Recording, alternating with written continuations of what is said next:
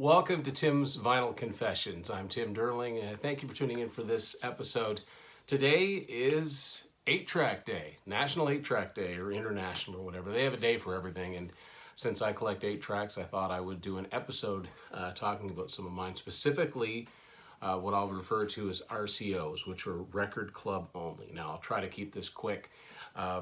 Most people remember 8 tracks as being primarily a 70s medium for music. It was the first really successful portable medium. People could put 8-track players in their cars and trucks pretty easily, and to have portable music with you before really cassettes got popular. They got more popular as the 80s went on. So it was around 1981, 1982, record companies stopped manufacturing albums on 8-track for retail sale. And for a long time, I thought that's when they stopped making 8 tracks. But with the advent of the internet, which I discovered sometime in the early to mid 90s, I realized that they didn't stop making 8 tracks altogether. Record clubs like Columbia House and RCA Music Service, which later became BMG, continued to offer certain titles on 8-track all the way up to 1988. This was mind-blowing news for me. I had absolutely no idea that albums as recently as 1987-88 were made on 8-track. Never thinking I'd ever track any down. Well, over the years, I've been fortunate enough to track down a few. The thing about collecting these things, there is a finite amount. There comes a time where there just aren't any more because there was a definite stop. But the thing is, especially when you get into titles from 87 and 88, there were so few of them made. The biggest of albums. There were so few of them made on 8-track. So those that are out there, people generally know what they've got. And if they do go on sale, they're generally quite expensive. So having said that, I've done quite well. I found quite a few albums that I like in this antiquated format, which I'm so obsessed about because it's something it's hard for me to explain exactly why. I think it's so strange in a good way. It's almost like it's out of time. These albums are not supposed to exist in this format, yet they do. Anyway, I'll show you what I got. So like I said, they were still being manufactured for retail sale in 81, 82, but some companies were pulling back. So in these few years, there's a few that it's very possible they may find out that there is retail versions of them, and it's really easy to tell the difference between retail and RCO versions because they're very different looking. So the first one I'm going to show you actually goes back all the way to 1981, and it's one that I have never heard tell of a retail version of. And it's also the only 8-track I have that's on Geffen Records. Now Geffen Records is a relatively new label at this time. They only formed in 1980. Even though David Geffen was a music industry veteran, he'd formed Asylum Records and he signed the Eagles and Joni Mitchell. So he was well known in the music business, but then he made a label in his own name. I think John Lennon was one of his first signings. Donna Summer, he got her away from Casablanca. And another artist that switched labels to Geffen and became way more popular than he was Sammy Hagar. And this is the 8-track version of his first Geffen album, Standing Hampton, from 1981, which was not his most successful solo album, but his first successful solo album. It eventually went platinum. It contained There's Only One Way to Rock, Heavy Metal, I'll Fall in Love Again. Great album. And like I said, it's the only one I have with the Geffen logo on it as of right now. This is a Columbia House version. The small print is how they were doing their RCOs at the time, or their releases at the time, all releases. So there you go. These are all American, by the way. There are Canadian RCOs. They're very, very rare. Next one is, I wouldn't be really surprised to find out this did exist in retail because it came out in early 82. As a matter of fact, the copyright date on this album says 1981, 1982. Classic album of the early 80s. I love it. Canadian artist Aldo Nova with his debut album, a double platinum seller. This had Fantasy on it, of course. And this is a U.S. Columbia House issue. Not aware of any retail issue of this album, although it's very possible there is. But either way, it's very rare. His second album, Subject, also came out on 8-track. I do not have that one. I've never even seen it for sale, but I have seen pictures of it. Next one I'm going to show you, we'll be expecting a full episode on this whole band in this format coming up, not too far in the future. Led Zeppelin. I mean, you think of Led Zeppelin, you think of the 70s, right? And they primarily were. They came out in 1969, and then In For The Outdoor came out in 79. John Bonham died in 1980, and that was it. Well, of course, we know that they did one last album, which was made up of outtakes, called Coda. That was to fulfill their contract with Swan Song or Atlantic or however it went. So Coda came out in October of 1982. To my knowledge, there is no retail cart for it yet. Here it is. This is a Columbia House version of Led Zeppelin Coda, the hardest Led Zeppelin 8-track to find, unless you're looking for a specific version of a specific album. You could go on eBay or Discogs right now and get your entire Led Zeppelin collection on 8-track from the first album through In For The Outdoor. This one is going to cause you trouble. So I was glad to track this down. There's some versions of this that aren't yellow. The cover was like more gray than yellow, but glad to have a version of Coda on 8-track.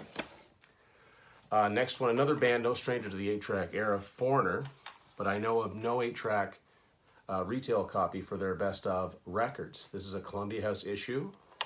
This came out in 1982. This version's in nice shape. That's another thing when you track down some of these RCOs. They're so scarce, sometimes you settle for getting a version that's a little bit beaten up.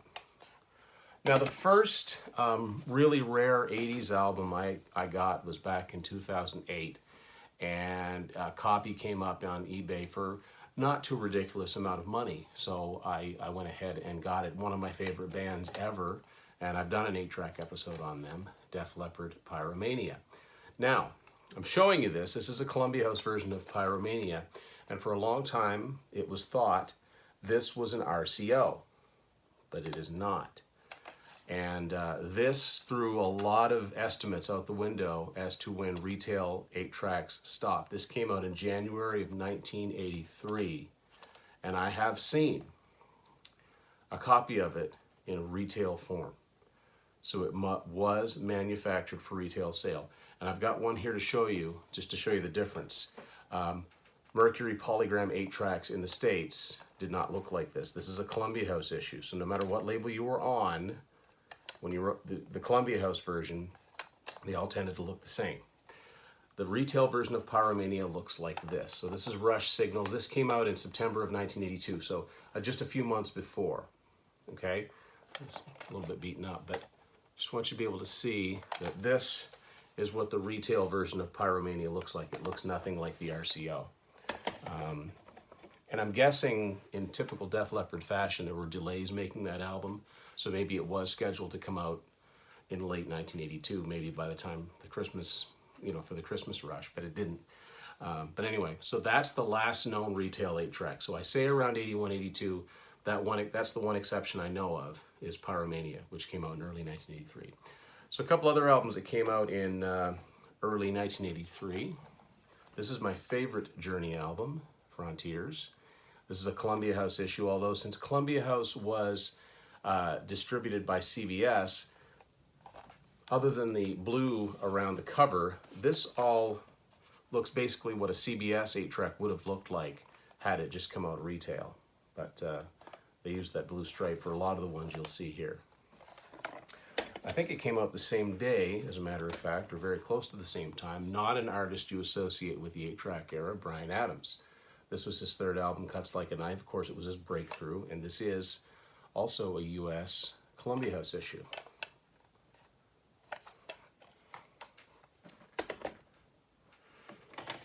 Still in 1983, an overlooked album, I think. This is AC/DC's Flick of the Switch. Not a successful album. When I say not as successful, it still went platinum over the years, but it wasn't as successful as, say, Back in Black or The Razor's Edge. But I really like this album. This is actually an RCA Music Service version. You can see it's quite different looking than the Columbia House version. The Columbia House version would have had the blue stripe around it, just like all the other ones that I just showed you. But there's a few of these that I've got that are RCA Music Service versions. I do not care, just as long as I can find them. Another Columbia House one here to show you. Loverboy, Keep It Up, their third album. So they're on Columbia CBS. If this had come out in retail, it would have probably looked like this minus the blue stripe anyway. Another one from 1983, another big album of the 80s, another RCA Music Service version. This one's pretty faded. This is ZZ Top's Eliminator. Now this is not the last ZZ Top 8-track. Afterburner from 1985 is also out there. I'd like to get that one too. But this one came up, it's a little beat up. Not bad though, and just wanted to get it. So there you go. This is one of the biggest albums of the 80s on 8-track.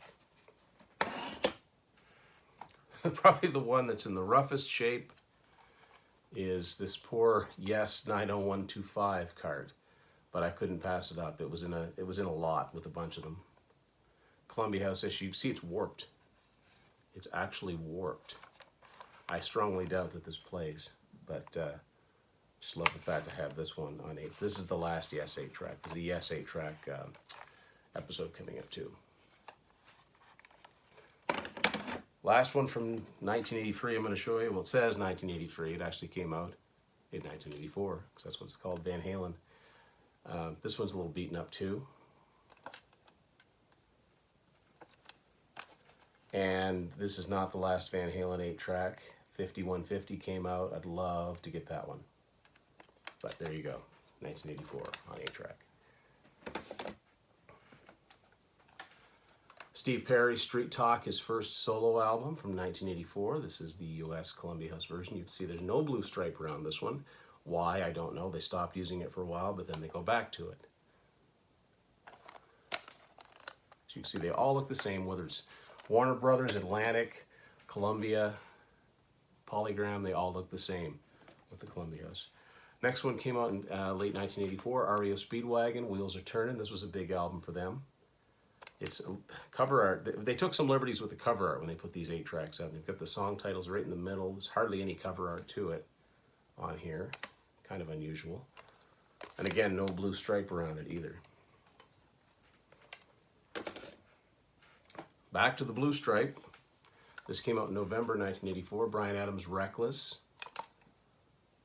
US Columbia House copy. Another one of the big albums from the 80s. One that I got, this is one of the oldest other than the Def Leppard Pyromania, so actually this would be the first true RCO that I found. It's been over 4 years since I found it now. Foreigner's Agent Provocateur. I paid all of $1 for this. You sometimes pay much more. So now, I don't have many left to show you. Now we're getting into 85. Now we're getting into truly rarefied territory. Not that these other ones are easy to find, but you're just getting so close to the end now. I got a couple from 1985 to talk to you about. Robert Plant, Shaken and Stirred. This is his third solo album, and this, of course, is an RCA Music Service version. Not bad shape. Another one from 85, another Columbia House one. Lover Boys, loving every minute of it. It's a little bit faded. This album cover's faded a little bit anyway. So they're on these beige, yellowish beige colored cards for a while too, which is interesting. Another one which I was thrilled to add to my collection. One of my favorite bands. I already showed you Frontiers. Now here's Journey's Raised on Radio from 1986.